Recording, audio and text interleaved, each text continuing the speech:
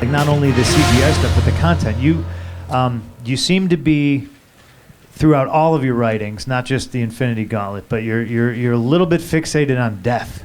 That always seems to be it always seems to be a reoccurring theme. I mean, especially in this one, So is there? I'm kind of fascinated. Is there any particular reason for that, or is that just where does that come from? Well, it all comes down to a quote by Norman Mailer: "All true stories end in death." These guys are playing massively high-stake games, and if people don't die occasionally, there's no reality. I mean, it's not reality to begin with, but we have to at least give it a semblance of reality every so often. But you created these characters, Thanos, Adam Warlock. What were the inspirations for the characters? Inspirations, everything from Wilhelm Reich to Jung to James Bond movies to comic books, driving around, walking around in the woods. Inspiration just comes everywhere. If I was to go through page by page, probably newer stuff would be easier to do, but I could say, okay, I got this one, this idea here, this idea there. I mean, they just come everywhere. A lot in the woods.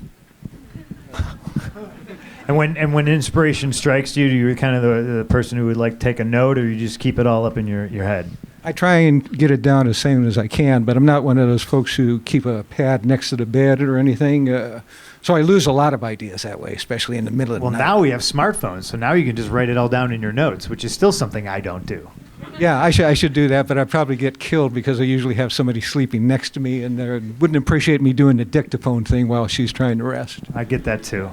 I can't sleep when you're on your phone. Sorry, I can't sleep, period. So out of all the characters you've created, who's your favorite and why is it Pip the Troll?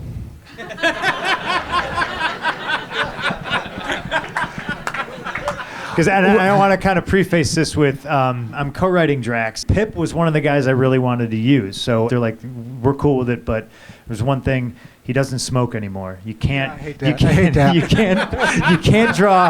You can't draw characters smoking anymore. And I was like, well, that's fine. Just know that you're going to get a Pip the Troll that's now covered in nicotine patches.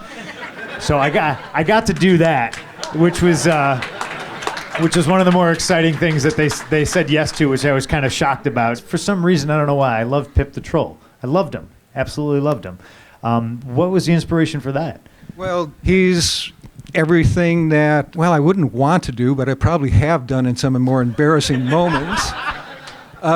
He used to be a royalty, and his hobby was painting star fields, which was basically doing a black field and sitting there all day putting dots on. And so, of course, he went insane and he turned into a degenerate. Not so different in my story back in the 70s.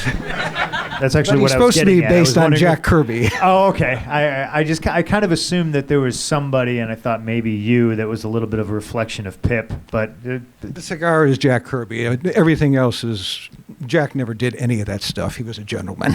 Okay. All right. You wrote a story for DC where you got to kill Robin, which... was kind of shocking at the time. But we, the fans, of course, voted on this. We wanted to see this happen. So, did you get that because you were known as the Death Guy?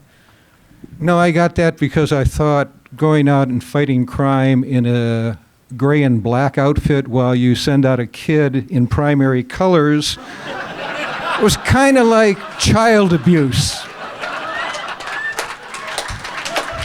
So when I started working on Batman, I was always leaving him out, Robin out of the stories, and Denny O'Neil, who was the editor, finally said, you got to put him in. And you were like, I'm going to kill him. Well, it's even weirder than that. It was at the beginning of the AIDS epidemic. And DC had this great idea. They put it in a suggestion box and said, which character should we give AIDS to? And we'll do a special story. Oh, man. This got real dark. Got real dark. I stuffed it with robins.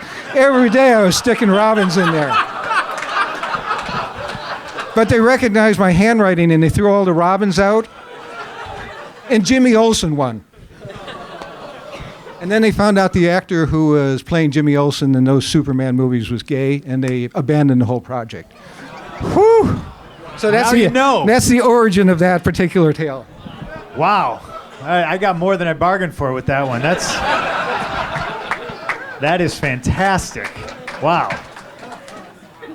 So one of the things that most folks don't know is that after I introduced Thanos in the Iron Man issue, and then, I was working on the following issue, which I did with Steve Gerber, and we decided we were going to do a funny one. So just as the first issue with Thanos came out, Stan saw the second issue that Steve Gerber and I did, and he fired us.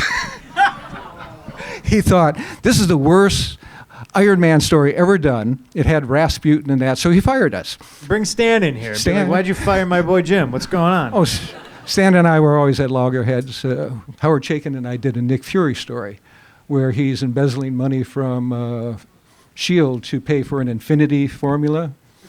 And Stan saw that one and sent out a memo saying this was never to be referenced anywhere in the universe of Marvel ever again. So I was always getting in trouble with Stan. I know what my next book's going to be that I pitch. That's a great idea. Is there a story out there or a particular character that you've always wanted to do that you never got a chance to? There was only one Marvel story I wanted to do. It was right after 9/11. I wanted to do a Submariner story where Atlantis has been struck and destroyed. And I was going to do often my own little terrorist story, but it wasn't going to happen because at that time everyone was scared and everyone was mad. And this one didn't have enough scared or mad in it. It was going to be sort of an essay on how do we end up living together? And that didn't work, and that story never got done. I did a couple pages of it, and I really regret never having gotten a chance to finish that one. Too soon, maybe, at the time. Not funny, sorry. Yeah. Let's go come back to something funny again. We fell off the rails there. That was supposed to be Metron's grave. Oh. And yes, I'll be coming back to that in a series of new graphic novels that I've got set up with Marvel involving his little brother Eros. We're going to do a series of stories involving Eros and Thanos. Did you draw them? No, I have somebody named Alan Davis who's drawing them, who draws much better than I do. Yes, he does. I sit there and get these pages we're working on right now, and I just drool.